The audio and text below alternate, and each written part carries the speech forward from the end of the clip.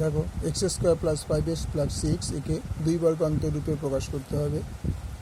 কী করছি দেখো, x square plus 2 into 5/2 into x. এখন তোমরা বলবে যে তাহলে এই 2টা কোথা থেকে আসলো আর 5/2টা কোথায় আসলো। দেখো এই 2 যদি কেটে তাহলে 5x আসে, সেই জন্য আমরা এরকম করলাম প্লাস বি স্কোয়ার, বি কিন্তু তখন এইটা হয়ে যাবে 5/2 তার স্কোয়ার প্লাস 6 মাইনাস 5/2 তার স্কোয়ার। তার মানে কী করলাম, আমরা করলাম যে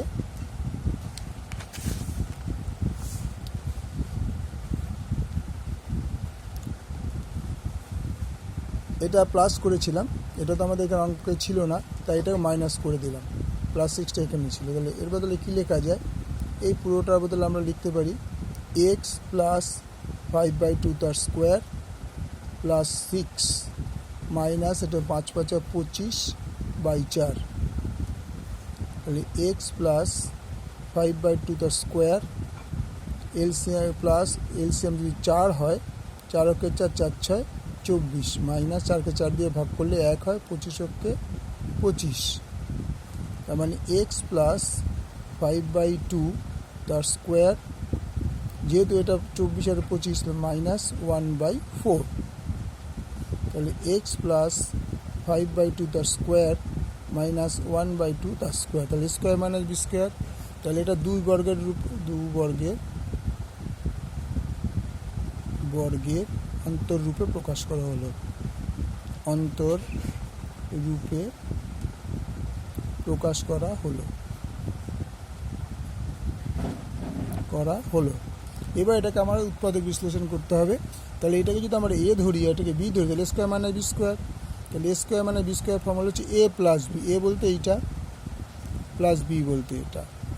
আবার এ বলতে এক্স প্লাস 5/2 মাইনাস 1/2 হচ্ছে বি।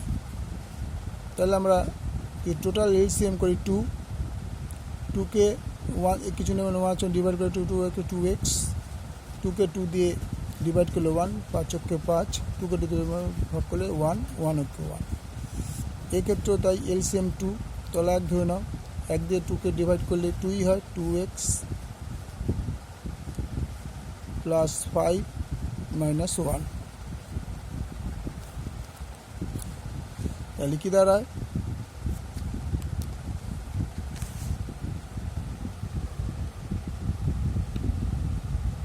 তাহলে দাঁড়ালো 2x যদি বিয়োগ করি তাহলে 4/2, আর এটা হচ্ছে 2x, সরি এটা হয়ে যাবে 6, আর 2x প্লাস 4/2। এবার আমরা যদি 2 কমন নিয়ে নিই, x প্লাস 3/2, এখান থেকে যদি 2 কমন নিই x প্লাস 2/2, 2 কেটে গেল, 2 কেটে গেল, তাহলে x প্লাস 3, x প্লাস 2, এটাই অ্যান্সার। Okay, thank you.